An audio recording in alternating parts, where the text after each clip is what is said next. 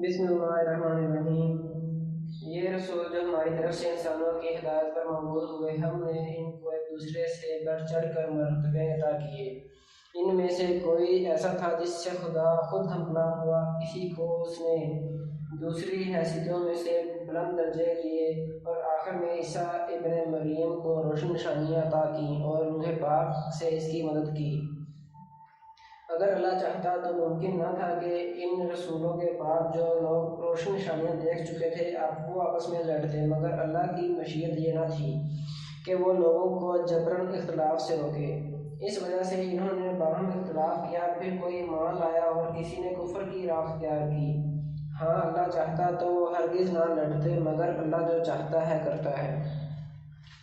ऐ लोगों जो ईमान लाए हो, कुछ माले मता हमने तुमको बख्शा है, इसमें से खर्च करो, कबल इसके कि वो दिन आए जिसमें ना खरीदो फरोख्त होगी, ना दोस्ती काम आएगी, ना सिफारिश चलेगी। और जालिम असल में वही हैं जो कुफर की रविश अख्तियार करते हैं। अल्लाह वो जिंदा जावेद हस्ती है जो तमाम कायनात को संभाले हुए है, इसके सिवा कोई खुदा नहीं है। वो ना सोता है और ना उसे ऊँघ लगती है। ज़मीन और आसमानों में जो कुछ है उसी का है। कौन है जो उसकी जनाब में उसकी इजाज़त के बगैर सिफारिश कर सके? जो कुछ बंदों के सामने है उसे भी वो जानता है, जो कुछ उनसे ओझल है उससे भी वो वाकिफ़ है, और उसकी मालूमात में से कोई चीज़ उनकी गिरफ्त अदराक में नहीं आ सकती, इल्ला ये कि किसी चीज़ का इल्म वो खुद ही उनको देना चाहे। उसकी हुकूमत आसमानों और ज़मीन पर छाई हुई है, और उसकी निगहबानी इसके लिए कोई थका देने वाला काम नहीं है। बस वही एक बुजुर्ग व बरतर ज़ात है, दीन के मामले में कोई ज़ोर ज़बरदस्ती नहीं है। सही बात गलत ख्यालात से अलग छांट कर रख दी गई है।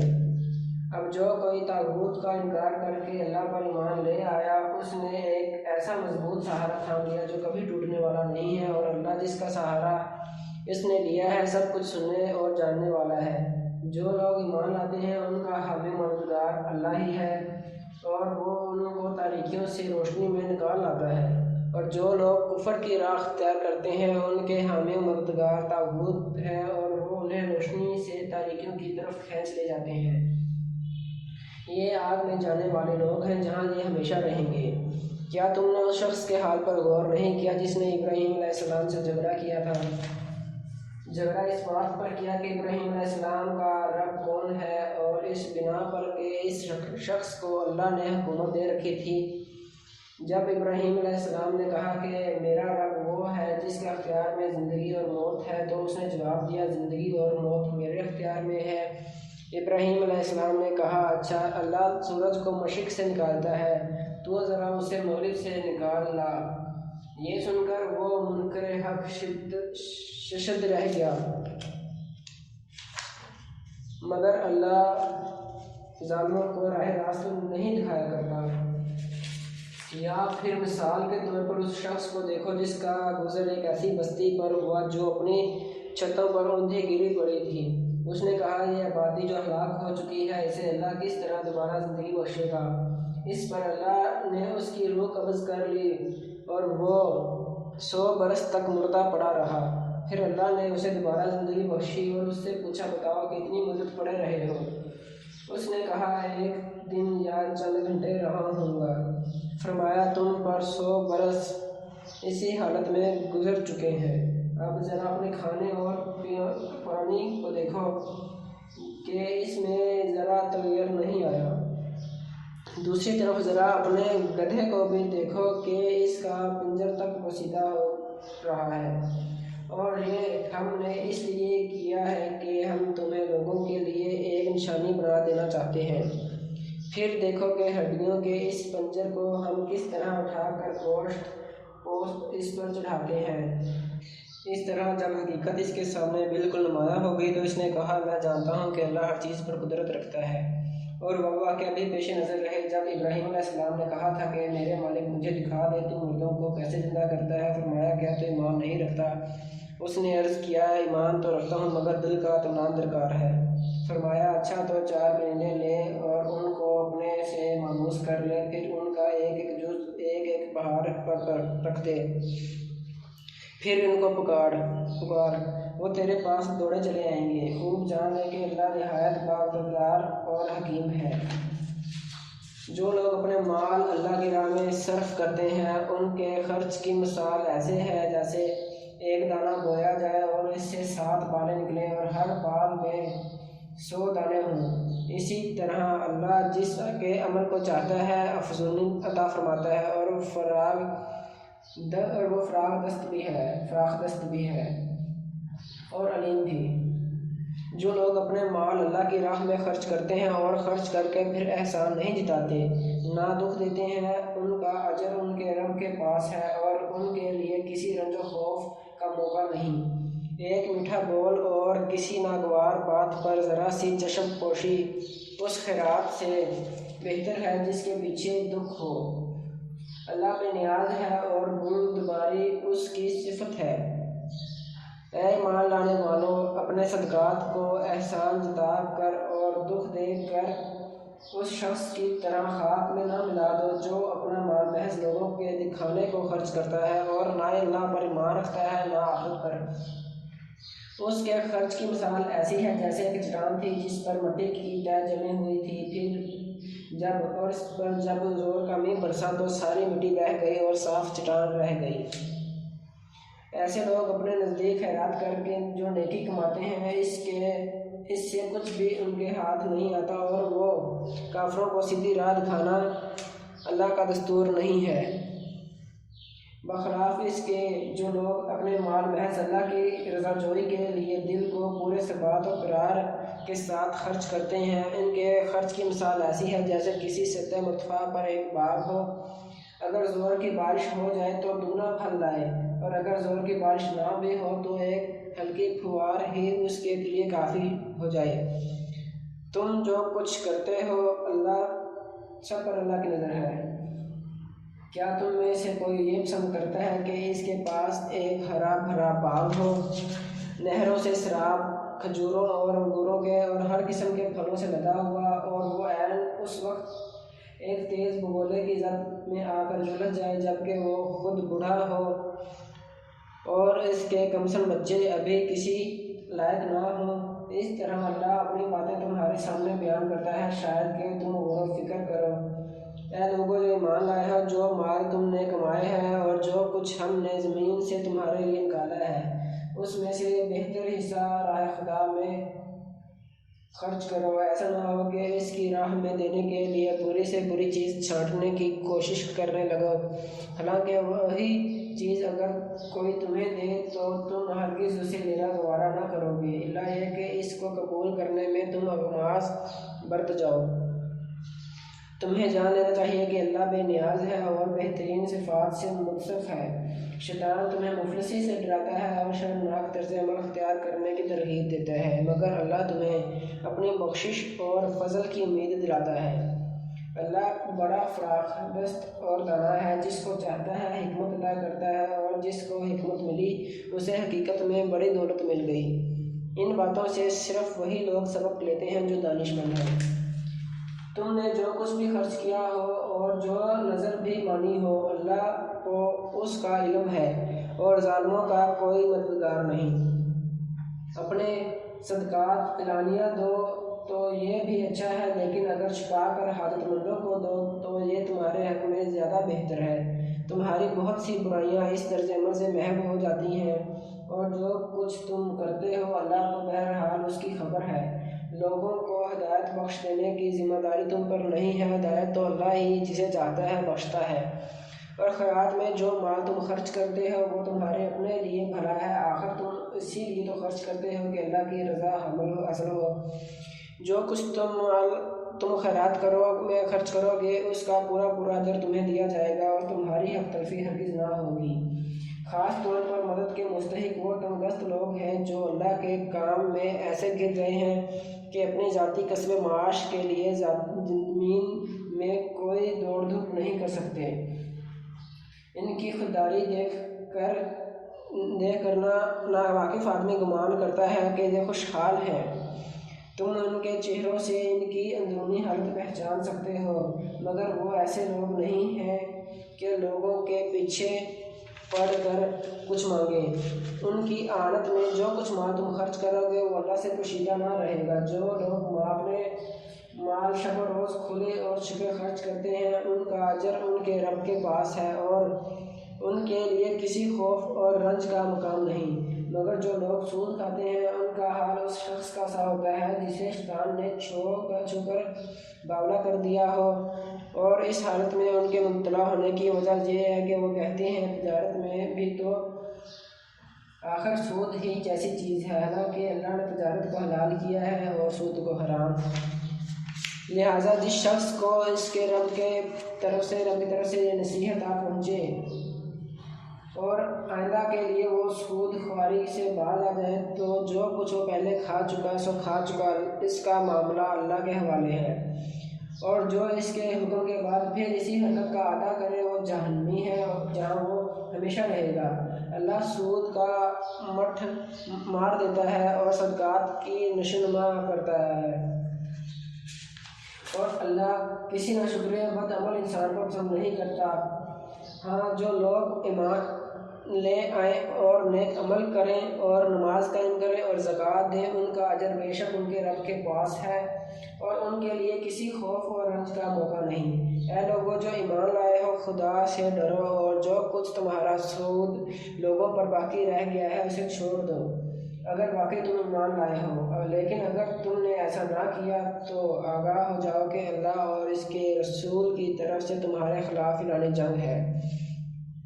اب بھی توبہ کر لو اور سود چھوڑ دو تو اپنا اصل سرمایہ لینے کے تم حقدار ہو، نہ تم ظلم کرو نہ تم پر ظلم کیا جائے۔ تمہارا قرض دار تنگ دست ہو تو ہاتھ کھلنے تک اسے مہلت دو، اور جو صدقہ کر دو تو یہ تمہارے لیے زیادہ بہتر ہے اگر تم سمجھو۔ اس دن کی رسوائی اور مصیبت سے بچو جب کہ تم اللہ کی طرف واپس ہوگے، وہاں ہر شخص کو اس کی کمائی ہوئی نیکی یا بدی کا پورا بدلہ مل جائے گا اور کسی پر ظلم ہرگز نہ ہوگا۔ اے لوگو جو ایمان لائے ہو، جب کسی مقرر مدت کے لیے تم آپس میں قرض کا لین دین کرو تو اسے لکھ لیا کرو۔ فریقین کے درمیان انصاف کے ساتھ ایک شخص دستاویز تحریر کرے جسے اللہ نے لکھنے پڑھنے کی قابلیت بخشی ہو، اسے لکھنے سے انکار نہ کرنا چاہیے۔ وہ لکھے اور املا وہ شخص کرائے جس پر حق آتا ہے، یعنی قرض لینے والا، اور اسے اللہ اپنے رب سے ڈرنا چاہیے کہ جو معاملہ طے ہوا ہو اس میں کوئی کمی بیشی نہ کرے۔ لیکن اگر قرض لینے والا خود ناداں یا ضعیف ہو یا املا نہ کرا سکتا ہو تو اس کا ولی انصاف کے ساتھ املا کروائے، پھر اپنے مردوں میں سے 2 آدمیوں کو اس پر گواہی کرا لو، اور اگر 2 مرد نہ ہوں تو 1 مرد اور 2 عورتیں ہوں تاکہ ایک بھول جائے تو دوسری اسے یاد دلا دے۔ یہ گواہ ایسے لوگوں میں سے ہونے چاہیے جن کی گواہی تمہارے درمیان مقبول ہو۔ گواہوں کو جب گواہ بننے کے لیے کہا جائے تو انہیں انکار نہ کرنا چاہیے۔ معاملہ خواہ چھوٹا ہو یا بڑا، میعاد کی تعین کے ساتھ اس کی دستاویز لکھوا لینے میں تساہل نہ کرو۔ اللہ کے نزدیک یہ طریقہ تمہارے لیے زیادہ مبنی بر انصاف ہے۔ اس سے شہادت قائم ہونے میں زیادہ سہولت ہوتی ہے اور تمہارے شکوک و شبہات میں مبتلا ہونے کا امکان کم رہ جاتا ہے۔ ہاں جو تجارتی لین دین دست بدست تم لوگ آپس میں کرتے ہو اس کو نہ لکھا جائے تو کوئی حرج نہیں، مگر تجارتی معاملے طے کرتے وقت گواہ کر لیا کرو، کاتب اور گواہ کو ستایا نہ جائے۔ ایسا کرو گے تو گناہ کا ارتکاب کرو گے۔ اللہ کے غضب سے بچو، وہ تم کو صحیح طریقے عمل کی تعلیم دیتا ہے اور اسے ہر چیز کا علم ہے۔ اگر تم سفر کی حالت میں ہو اور دستاویز لکھنے کے لیے کوئی کاتب نہ ملے تو رہن بالقبض پر معاملہ کرو۔ اگر تم میں سے کوئی شخص دوسرے پر بھروسہ کر کے اس کے ساتھ کوئی معاملہ کرے تو جس پر بھروسہ کیا گیا ہے اسے چاہیے کہ امانت ادا کرے اور اللہ اپنے رب سے ڈرے اور شہادت ہرگز نہ چھپاؤ۔ جو شہادت چھپاتا ہے اس کا دل گناہ میں آلودہ ہے اور اللہ تمہارے اعمال سے بے خبر نہیں ہے۔ آسمانوں اور زمین میں جو کچھ ہے سب اللہ کا ہے، تم اپنے دل کی باتیں خواہ ظاہر کرو یا چھپاؤ، اللہ بہرحال ان کا حساب تم سے لے لے گا۔ پھر اسے اختیار ہے جسے چاہے معاف کر دے اور جسے چاہے سزا دے، وہ ہر چیز پر قدرت رکھتا ہے۔ رسول اس ہدایت پر ایمان لایا ہے جو اس کے رب کی طرف سے اس پر نازل ہوئی ہے، اور جو لوگ اس رسول کے ماننے والے ہیں انہوں نے بھی اس ہدایت کو دل سے تسلیم کر لیا ہے۔ یہ سب اللہ اور اس کے فرشتوں اور اس کی کتابوں اور اس کے رسولوں کو مانتے ہیں، اور ان کا قول یہ ہے کہ ہم اللہ کے رسولوں کو ایک دوسرے سے الگ نہیں کرتے۔ ہم نے حکم سنا اور اطاعت قبول کی۔ مالک، ہم تجھ سے خطا بخشی کے طالب ہیں اور ہمیں تیری ہی طرف پلٹنا ہے۔ اللہ کسی متنفس پر اس کی مقدرت سے بڑھ کر ذمہ داری کا بوجھ نہیں ڈالتا۔ ہر شخص نے جو نیکی کمائی ہے اس کا پھل اسی کے لیے ہے، اور جو بدی سمیٹی ہے اس کا وبال اسی پر ہے۔ ایمان لانے والوں، تم یوں دعا کیا کرو: اے ہمارے رب، ہم سے بھول چوک میں جو قصور ہو جائے ان پر گرفت نہ کر۔ مالک، ہم پر وہ بوجھ نہ ڈال جو تو نے ہم سے پہلے لوگوں پر ڈالے تھے۔ پروردگار، جس بار کو اٹھانے کی طاقت ہم میں نہیں ہے وہ ہم پر نہ رکھ، ہمارے ساتھ نرمی کر، ہم سے درگزر فرما، ہم پر رحم کر، تو ہمارا مولا ہے، کافروں کے مقابلے میں ہماری مدد کر۔ آل عمران۔ بسم اللہ الرحمن الرحیم۔ الف لام میم۔ اللہ وہ زندہ جاوید ہستی ہے جو نظام کائنات کو سنبھالے ہوئے ہے، حقیقت میں اس کے سوا کوئی خدا نہیں ہے۔ اس نے کتاب تم پر نازل کی کہ جو حق لے کر آئی ہے، اور ان کتابوں کی تصدیق کر رہی ہے جو پہلے سے آئی ہوئی تھیں۔ اس سے پہلے وہ انسانوں کی ہدایت کے لیے تورات اور انجیل نازل کر چکا ہے۔ اس نے وہ کسوٹی اتاری ہے جو حق اور باطل کا فرق دکھانے والی ہے۔ اب جو لوگ اللہ کے فرامین کو قبول کرنے سے انکار کریں ان کو یقیناً سخت سزا ملے گی۔ اللہ بے پناہ طاقت کا مالک ہے اور برائی کا بدلہ دینے والا ہے۔ زمین اور آسمان کی کوئی چیز اللہ سے پوشیدہ نہیں۔ وہی تو ہے جو تمہاری ماؤں کے پیٹ میں تمہاری صورتیں جیسی چاہتا ہے بناتا ہے۔ اس زبردست حکمت والے کے سوا کوئی اور خدا نہیں ہے۔ وہی خدا ہے جس نے یہ کتاب تم پر نازل کی ہے۔ اس کتاب میں دو طرح کی آیات ہیں، ایک محکمات جو کتاب کی اصل بنیاد ہیں، دوسری متشابہات۔ جن لوگوں کے دلوں میں ٹیڑھ ہے وہ فتنے کی تلاش میں ہمیشہ متشابہات ہی کے پیچھے پڑے رہتے ہیں اور ان کے معنی پہنانے کی کوشش کیا کرتے ہیں، حالانکہ ان کا حقیقی مفہوم اللہ کے سوا کوئی نہیں جانتا۔ بخلاف اس کے جو لوگ علم میں پختہ کار ہیں وہ کہتے ہیں کہ ہمارا ان پر ایمان ہے۔ یہ سب ہمارے رب ہی کی طرف سے ہے، اور سچ یہ ہے کہ کسی چیز سے صحیح سبق صرف دانشمند لوگ ہی حاصل کرتے ہیں۔ وہ اللہ سے دعا کرتے رہتے ہیں کہ پروردگار، جب تو ہمیں سیدھے راستے پر لگا چکا ہے تو پھر کہیں ہمارے دلوں کو کجی میں مبتلا نہ کر دیجیے۔ ہمیں اپنے خزانہ فیض سے رحمت عطا کر کہ تو ہی فیاض حقیقی ہے۔ پروردگار، تو یقیناً سب لوگوں کو ایک روز جمع کرنے والا ہے جس کے آنے میں کوئی شبہ نہیں۔ تو ہرگز اپنے وعدے سے ٹلنے والا نہیں ہے۔ جن لوگوں نے کفر کا رویہ اختیار کیا ہے انہیں اللہ کے مقابلے میں ان کا مال کچھ کام دے گا نہ اولاد۔ وہ دوزخ کا ایندھن بن کر رہیں گے، ان کا انجام ویسا ہی ہوگا جیسا فرعون کے ساتھیوں اور ان سے پہلے کے نافرمانوں کا ہو چکا ہے۔ انہوں نے آیات الہی کو جھٹلایا، نتیجہ یہ ہوا کہ اللہ نے ان کے گناہوں پر انہیں پکڑ لیا، اور حق یہ ہے کہ اللہ سخت سزا دینے والا ہے۔ بس اے محمد صلی اللہ علیہ وسلم، جن لوگوں نے تمہاری دعوت قبول کرنے سے انکار کر دیا ہے ان سے کہہ دو کہ قریب ہے وہ وقت جب تم مغلوب ہو جاؤ گے اور جہنم کی طرف پھانکے جاؤ گے، اور جہنم بڑا ہی برا ٹھکانہ ہے۔ تمہارے لیے ان دو گروہوں میں ایک نشان عبرت تھا جو بدر میں ایک دوسرے سے نبرد آزما ہوئے۔ ایک گروہ اللہ کی راہ میں لڑ رہا تھا اور دوسرا گروہ کافر تھا۔ دیکھنے والے بچشمے سے دیکھ رہے تھے کہ کافر گروہ مومن گروہ سے دو چند ہے، مگر نتیجے نے ثابت کر دیا کہ اللہ اپنی فتح و نصرت سے جسے چاہتا ہے مدد دیتا ہے۔ دیدہ بینا رکھنے والوں کے لیے اس میں بڑا سبق پوشیدہ ہے۔ لوگوں کے لیے مرغوبات نفس، عورتیں، اولاد، سونے چاندی کے ڈھیر، چیدہ گھوڑے، مویشی اور زرعی زمینیں بڑی خوش آئند بنا دی گئی ہیں، مگر یہ سب دنیا کی چند روزہ زندگی کے سامان ہیں۔ حقیقت میں بہتر ٹھکانہ ہے وہ اللہ کے پاس ہے۔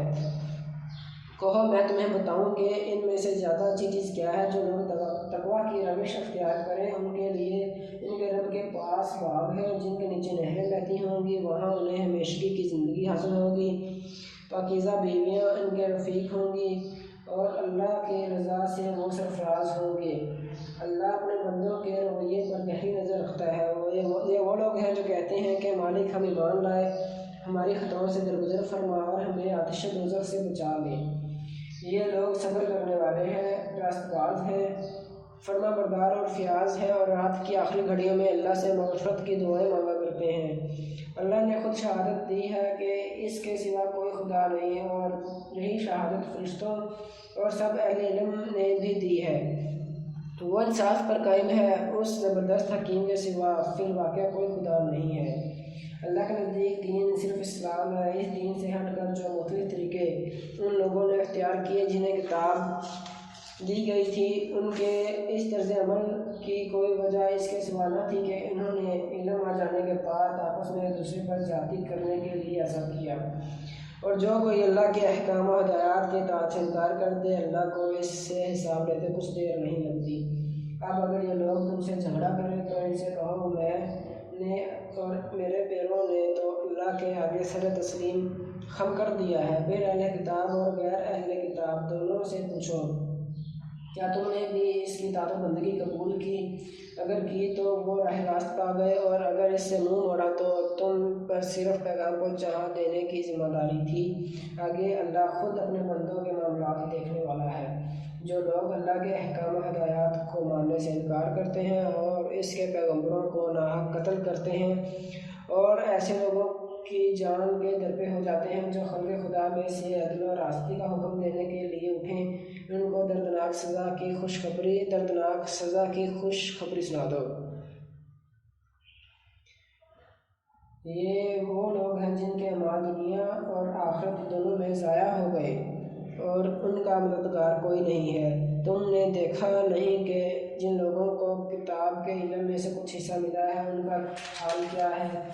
انہیں جب کتاب الہی کی طرف بلایا جاتا ہے تاکہ وہ ان کے درمیان فیصلہ کرے، تو ان میں سے ایک فریق اس سے پہلو تحقیق کرتا ہے اور اس فیصلے کی طرف آنے سے منہ پھیر جاتا ہے۔ ان کا یہ طرز عمل اس وجہ سے ہے کہ وہ کہتے ہیں آتش دوزخ تو ہمیں مس تک نہ کرے گی، اور اگر دوزخ کی سزا ہم کو ملے گی بھی تو چند روز۔ ان کے خود ساختہ عقیدوں نے ان کو اپنے دین کے معاملے میں بڑی غلط فہمی میں ڈال رکھا ہے، مگر کیا بنے گا ان پر جب ہم انہیں اس روز جمع کریں گے جس کا آنا یقینی ہے۔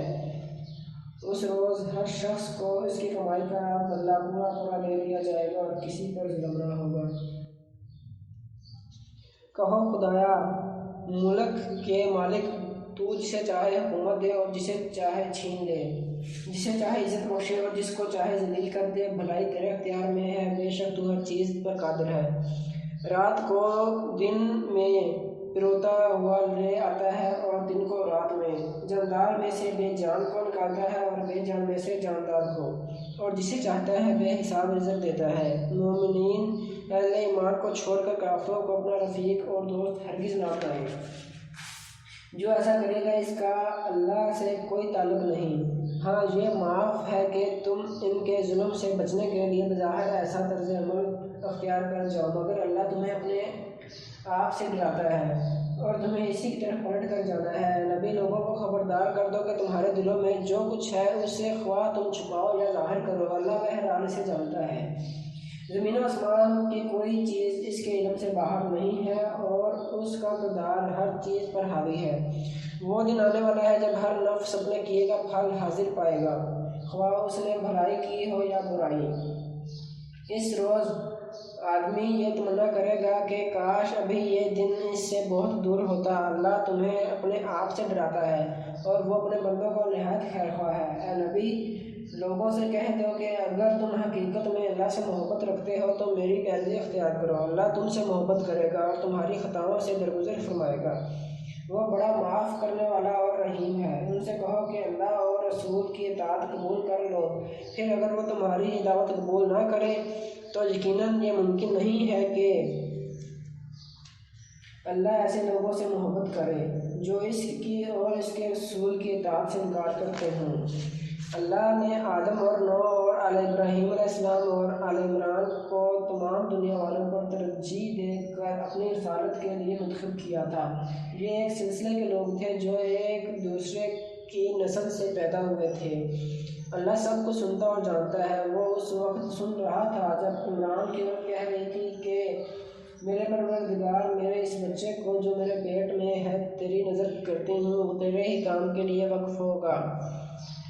میری اس پیشکش کو قبول فرما، تو سننے اور جاننے والا ہے۔ پھر جب وہ بچی اس کے ہاں پیدا ہوئی تو اس نے کہا، مالک، میرے ہاں تو لڑکی پیدا ہو گئی ہے، حالانکہ جو کچھ اس نے جنا تھا اللہ کو اس کی خبر تھی، اور لڑکا لڑکی کی طرح نہیں ہوتا۔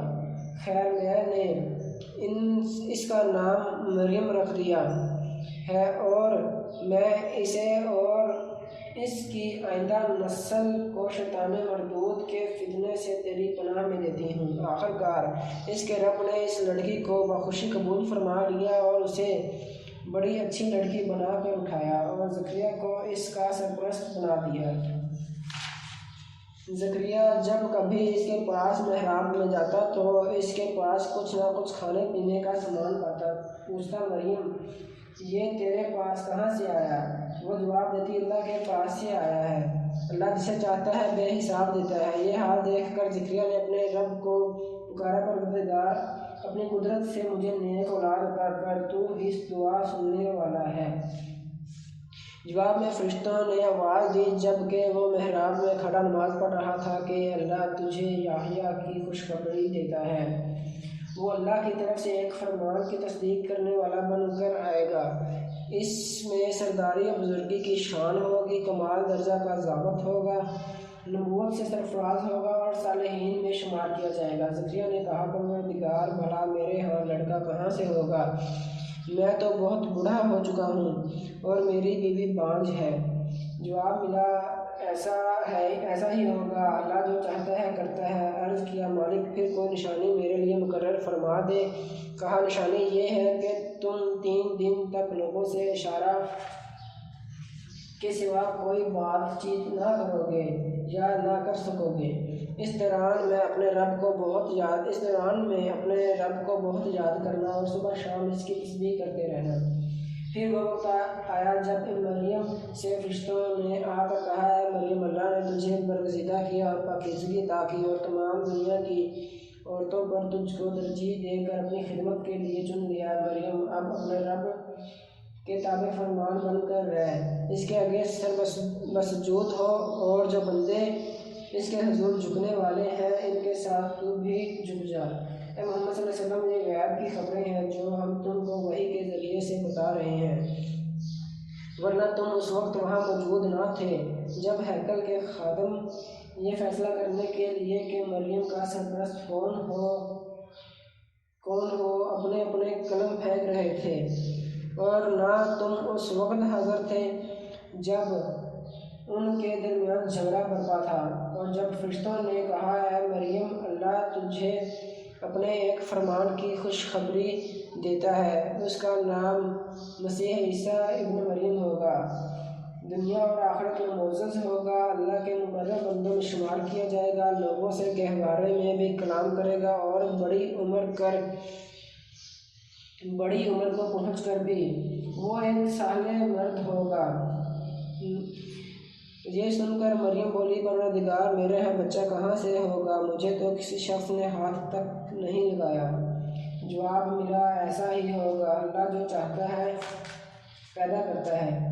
جب کسی کام کرنے کا فیصلہ فرماتا ہے تو بس کہتا ہے کہ ہو جا، وہ ہو جاتا ہے۔ فرشتوں نے پھر اپنے سلسلہ کلام میں کہا، اور اللہ اسے کتاب اور حکمت کی تعلیم دے گا، توریت اور انجیل کا علم سکھائے گا، اور بنی اسرائیل کی طرف اپنا رسول مقرر کرے گا۔ اور جب وہ بحیثیت رسول بنی اسرائیل کے پاس آیا تو اس نے کہا میں تمہارے رب کی طرف سے تمہارے پاس نشانی لے کر آیا ہوں۔ میں تمہارے سامنے مٹی سے پرندے کی صورت کا ایک مجسمہ بناتا ہوں اور اس میں پھونک مارتا ہوں، وہ اللہ کے حکم سے پرندہ بن جاتا ہے۔ میں اللہ کے حکم سے مادر ذات اندھے اور کوڑے کو اچھا کرتا ہوں اور مردے کو زندہ کرتا ہوں۔ میں تمہیں بتاتا ہوں کہ تم کیا کھاتے ہو اور کیا اپنے گھروں میں ذخیرہ کر کے رکھتے ہو، اس میں تمہارے لیے کافی نشانی ہے اگر تم ایمان لانے والے ہو۔ اور میں اس تعلیم و ہدایت کی تصدیق کرنے والا بن کر آیا ہوں جو توریت میں سے اس وقت میرے زمانے میں موجود ہے، اور اس لیے آیا ہوں کہ تمہارے لیے بعض ان چیزوں کو حلال کر دوں جو تم پر حرام کر دی گئی ہیں۔ دیکھو میں تمہارے رب کی طرف سے تمہارے پاس نشانی لے کر آیا ہوں، لہٰذا اللہ سے ڈرو اور میری اطاعت کرو۔ اللہ میرا بھی رب ہے اور تمہارا رب بھی، لہٰذا تم اسی کی بندگی اختیار کرو، یہی سیدھا راستہ ہے۔ جب عیسیٰ نے محسوس کیا کہ بنی اسرائیل کفر و انکار پر آمادہ ہے تو اس نے کہا کون اللہ کی راہ میں میرا مددگار ہوتا ہے؟ حواریوں نے جواب دیا ہم اللہ کے مددگار ہیں، ہم اللہ پر ایمان لائے، گواہ رہو کہ ہم مسلم اللہ کے آگے سر طاعت جھکا دینے والے ہیں۔ مالک جو فرمان تو نے نازل کیا ہے ہم نے اسے مان لیا اور رسول کی پیروی قبول کی، ہمارا نام گواہی دینے والوں میں لکھ لے۔ پھر بنی اسرائیل مسیح کے خلاف خفیہ تدبیریں کرنے لگے۔ جواب میں اللہ نے بھی اپنی خفیہ تدبیر کی اور ایسی تدبیروں میں اللہ سب سے بڑھ کر ہے۔ وہ اللہ کی خفیہ تدبیر ہی تھی جب اس نے کہا کہ اے عیسیٰ اب میں تجھے واپس لے لوں گا اور تجھ کو اپنی طرف اٹھا لوں گا، اور جنہوں نے تیرا انکار کیا ہے ان سے یعنی ان کی میت سے اور ان کے گندے ماحول میں سے میں ان کے ساتھ رہنے سے تجھے پاک کر دوں گا، اور تیری پیروی کرنے والوں کو قیامت تک ان لوگوں پر بالادست رکھوں گا جنہوں نے تیرا انکار کیا ہے۔ پھر تم سب کو آخر کار میرے پاس آنا ہے، اس وقت میں ان باتوں کا فیصلہ کر دوں گا جن میں تمہارے درمیان اختلاف ہوا ہے۔ جن لوگوں نے کفر انکار کی روش اختیار کی ہے انہیں دنیا اور آخرت دونوں میں سخت سزا دوں گا اور وہ کوئی مددگار نہ پائیں گے، اور جنہوں نے ایمان اور نیک عملی کا رویہ اختیار کیا ہے انہیں ان کے اجر پورے دے دیے جائیں گے۔ اور خوب جان لو کہ ظالموں سے اللہ ہرگز محبت نہیں کرتا۔ یہ آیات اور حکمت سے لبریز تذکرے ہیں جو ہم تمہیں سنا رہے ہیں۔ اللہ کے نزدیک عیسیٰ کی مثال آدم کی سی ہے، اللہ نے اسے مٹی سے پیدا کیا اور حکم دیا کہ ہو جا، وہ ہو گیا۔ یہ اصل حقیقت ہے جو تمہارے رب کی طرف سے بتائی جا رہی ہے، اور تم ان لوگوں میں شامل نہ ہو جو اس میں شک کرتے ہیں۔ یہ علم آ جانے کے بعد اب جو کوئی اس معاملے میں تم سے جھگڑا کرے تو محمد صلی اللہ علیہ وسلم اس سے کہو کہ آؤ ہم اور تم خود بھی آ جائیں اور اپنے اپنے بال بچوں کو بھی لے آئیں، اور خدا سے دعا کریں کہ جو جھوٹا ہو اس پر خدا کی لعنت ہو۔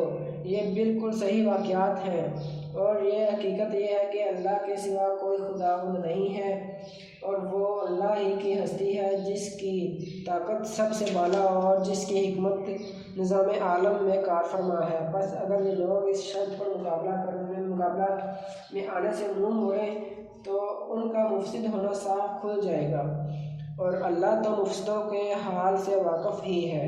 کہو اے اہل کتاب آؤ ایک ایسی بات کی طرف جو تمہارے اور تمہارے درمیان یکساں ہے، یہ کہ ہم اللہ کے سوا کسی کی بندگی نہ کریں، اس کے ساتھ کسی کو شریک نہ ٹھہرائیں، اور ہم میں سے کوئی اللہ کے سوا کسی کو اپنا رب نہ بنا لے۔ اس دعوت کو قبول کرنے سے اگر وہ منہ موڑیں تو صاف کہہ دو کہ گواہ رہو ہم تو مسلم صرف خدا کی بندگی اطاعت کرنے والے ہیں۔ اے اہل کتاب تم ابراہیم علیہ السلام کے بارے میں ہم سے کیوں جھگڑا کرتے ہو؟ تورات اور انجیل تو ابراہیم علیہ السلام کے بعد ہی نازل ہوئی ہے، پھر کیا تم اتنی بات بھی نہیں سمجھتے؟ تم لوگ جن چیزوں کا علم رکھتے ہو ان میں تو خوب بحثیں کر چکے، اب ان معاملات میں کیوں بحث کرنے چلے ہو جن کا تمہارے پاس کچھ بھی علم نہیں؟ اللہ جانتا ہے، تم نہیں جانتے۔ ابراہیم نہ یہودی تھا نہ عیسائی، بلکہ وہ تو ایک مسلم یکسو تھا، اور وہ ہرگز مشرکوں میں سے نہ تھا۔ ابراہیم سے نسبت رکھنے کا سب سے زیادہ حق اگر کسی کو پہنچتا ہے تو ان لوگوں کو پہنچتا ہے جنہوں نے اس کی پیروی کی، اور اب یہ نبی اور اس کے ماننے والے اس نسبت سے زیادہ حقدار ہیں۔ اللہ صرف انہی کا حامی مددگار ہے جو ایمان رکھتے ہیں۔ اے ایمان لانے والو، اہل کتاب میں سے ایک گروہ چاہتا ہے کہ کسی طرح تمہیں راہ راست سے ہٹا دے، حالانکہ در حقیقت وہ اپنے سوا کسی کو گمراہی میں نہیں ڈال رہے مگر انہیں اس کا شعور نہیں ہے۔ اے اہل کتاب، کیوں اللہ کی آیات کا انکار کرتے ہو حالانکہ تم خود ان کا مشاہدہ کر رہے ہو؟ اے اہل کتاب، کیوں حق کو باطل کا رنگ چڑھا کر مشتبہ بناتے ہو؟ کیوں جانتے بوجھتے حق کو چھپاتے ہو؟ اہل کتاب میں سے ایک گروہ کہتا ہے کہ اس نبی کے ماننے والوں پر جو کچھ نازل ہوا ہے اس پر صبح ایمان لاؤ اور شام کو اس سے انکار کر دو، شاید اس ترکیب سے یہ لوگ اپنے ایمان سے پھر جائیں۔ نیز یہ لوگ آپس میں کہتے ہیں کہ اپنے مذہب والے کے سوا کسی کی بات نہ مانو۔ اے نبی، ان سے کہہ دو کہ اصل میں ہدایت تو اللہ کی ہدایت ہے، اور یہ اسی کی دین ہے کہ کسی کو وہی کچھ دے دیا جائے جو کبھی تم کو دیا گیا تھا، یا یہ کہ دوسروں کو تمہارے رب کے حضور پیش کرنے کے لیے تمہارے خلاف قوی حجت مل جائے۔ اے نبی صلی اللہ علیہ وسلم، ان سے کہو کہ فضل و شرف اللہ کے اختیار میں ہے، جسے چاہے عطا فرمائے، وہ وسیع نظر ہے اور سب کچھ جانتا ہے، اپنی رحمت کے لیے جس کو چاہتا ہے مخصوص کر لیتا ہے، اور اس کا فضل بہت بڑا ہے۔ اہل کتاب میں سے کوئی تو ایسا ہے کہ اگر تم اس کے اعتماد پر مال و دولت کا ایک ڈھیر بھی دے دو تو وہ تمہارا مال تمہیں ادا کر دے گا، اور کسی کا حال یہ ہے کہ اگر تم ایک دینار کے معاملے میں بھی اس پر بھروسہ کرو تو وہ ادا نہ کرے گا، الا یہ کہ تم اس کے سر پر سوار ہو جاؤ۔ ان کی اس اخلاقی حالت کا سبب یہ ہے کہ وہ کہتے ہیں امیوں غیر یہودی لوگوں کے معاملے میں ہم پر کوئی مواخذہ نہیں ہے، اور یہ بات وہ محض جھوٹ گھڑ کر اپنے رب اللہ کی طرف منسوب کرتے ہیں، حالانکہ انہیں معلوم ہے کہ اللہ نے ایسی کوئی بات نہیں فرمائی۔ آخر کیوں ان سے باز پرس نہ ہوگی؟ جو اپنے عہد کو پورا کرے گا اور برائی سے بچ کر رہے گا وہ اللہ کا محبوب بنے گا، کیونکہ پرہیزگار لوگ اللہ کو پسند ہیں۔ رہے وہ لوگ جو اللہ کے عہد اور اپنی قسموں کو تھوڑی قیمت پر بیچ ڈالتے ہیں تو ان کے لیے آخرت میں کوئی حصہ نہیں۔ اللہ قیامت کے روز نہ ان سے بات کرے گا، نہ ان کی طرف دیکھے گا، اور نہ انہیں پاک کرے گا، بلکہ ان کے لیے تو سخت دردناک سزا ہے۔ ان میں کچھ لوگ ایسے ہیں جو کتاب پڑھتے ہوئے اس زبان کا الٹ پھیر کرتے ہیں کہ تم سمجھو جو کچھ وہ پڑھ رہے ہیں وہ کتاب ہی کی عبارت ہے، لیکن حالانکہ وہ کتاب کی عبارت نہیں ہوتی۔ وہ کہتے ہیں کہ یہ جو کچھ ہم پڑھ رہے ہیں یہ خدا کی طرف سے ہے، حالانکہ وہ خدا کی طرف سے نہیں ہوتا۔ وہ جان بوجھ کر جھوٹ بات اللہ کی طرف منسوب کر دیتے ہیں۔ کسی انسان کا یہ کام نہیں ہے کہ اللہ تو اس کو کتاب اور حکم اور نبوت عطا فرمائے اور وہ لوگوں سے کہے کہ اللہ کی بجائے تم میرے بندے بن جاؤ۔ وہ تو یہی کہے گا کہ سچے ربانی بنو، جیسا کہ اس کتاب کی تعلیم کا تقاضا ہے جسے تم پڑھتے ہو اور پڑھاتے ہو۔ وہ تم سے ہرگز یہ نہ کہے گا کہ فرشتوں یا پیغمبروں کو اپنا رب بنا لو، حالانکہ کیا یہ ممکن ہے کہ ایک نبی تمہیں کفر کا حکم دے جبکہ تم مسلم ہو؟ یاد کرو، اللہ نے پیغمبروں سے عہد لیا تھا کہ آج ہم تمہیں کتاب اور حکمت و دانش سے نوازا ہے، کل اگر کوئی دوسرا رسول تمہارے پاس اسی تعلیم کی تصدیق کرتا ہوا آئے جو پہلے سے تمہارے پاس موجود ہے تو تم کو اس پر ایمان لانا ہوگا اور اس کی مدد کرنی ہوگی۔ یہ ارشاد فرما کر اللہ نے پوچھا کیا تم اس کا اقرار کرتے ہو اور اس پر میری طرف سے عہد کی بھاری ذمہ داری اٹھاتے ہو؟ انہوں نے کہا ہاں ہم اقرار کرتے ہیں۔ اللہ نے فرمایا اچھا تو گواہ رہو اور میں بھی تمہارے ساتھ گواہ ہوں۔ اس کے بعد جو اپنے عہد سے پھر جائے وہی فاسق ہے۔ اب کیا یہ لوگ اللہ کی اطاعت کا طریقہ دین اللہ کو چھوڑ کر کوئی اور طریقہ چاہتے ہیں؟ حالانکہ آسمان اور زمین کی ساری چیزیں چار و ناچار اللہ ہی کی تابع فرمان ہے اور اسی کی طرف سب کو پلٹنا ہے۔ نبی صلی اللہ علیہ وسلم کہو کہ ہم اللہ کو مانتے ہیں اور اس تعلیم کو مانتے ہیں جو ہم پر نازل کی گئی ہے، ان تعلیمات کو بھی مانتے ہیں جو ابراہیم علیہ السلام، اسماعیل علیہ السلام، اسحاق علیہ السلام، یعقوب علیہ السلام اور اولاد یعقوب علیہ السلام پر نازل ہوئی تھی، اور ان ہدایات پر بھی ایمان رکھتے ہیں جو موسیٰ علیہ السلام اور عیسیٰ علیہ السلام اور دوسرے پیغمبروں کو ان کے رب کی طرف سے دی گئیں۔ ہم ان کے درمیان فرق نہیں کرتے اور ہم اللہ کے تابع فرمان مسلم ہیں۔ اس فرمانبرداری اسلام کے سوا جو شخص کوئی اور طریقہ اختیار کرنا چاہے اس کا وہ طریقہ ہرگز قبول نہ کیا جائے گا اور آخرت میں وہ ناکام و نامراد رہے گا۔ کیسے ہو سکتا ہے کہ اللہ ان لوگوں کو ہدایت بخشے جنہوں نے نعمت ایمان پا لینے کے بعد پھر کفر اختیار کیا، حالانکہ وہ خود اس بات پر گواہی دے چکے ہیں کہ رسول حق پر ہے اور ان کے پاس روشن نشانیاں بھی آ چکی ہیں۔ اللہ ظالموں کو تو ہدایت نہیں دیا کرتا۔ ان کے ظلم کا صحیح بدلہ یہی ہے کہ ان پر اللہ اور فرشتوں اور تمام انسانوں کی پھٹکار رہے، اسی حالت میں وہ ہمیشہ رہیں گے، نہ ان کی سزا میں تخفیف ہوگی نہ انہیں مہلت دی جائے گی۔ البتہ وہ لوگ بچ جائیں گے جو اس کے بعد توبہ کر کے اپنے طرز عمل کی اصلاح کر لیں۔ اللہ بخشنے والا اور رحم فرمانے والا ہے۔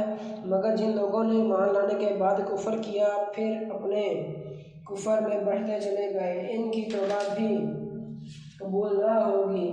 ایسے لوگ تو پکے گمراہ ہیں۔ یقین رکھو جن لوگوں نے کفر اختیار کیا اور کفر ہی کی حالت میں جان دی، ان میں سے کوئی اگر اپنے آپ کو سزا سے بچانے کے لیے روئے زمین بھر کی بھی سونا فدیہ میں دے تو اسے قبول نہ کیا جائے گا۔ ایسے لوگوں کے لیے دردناک سزا تیار ہے اور وہ اپنا کوئی مددگار نہ پائیں گے۔ الحمد للہ، صدق اللہ العظیم۔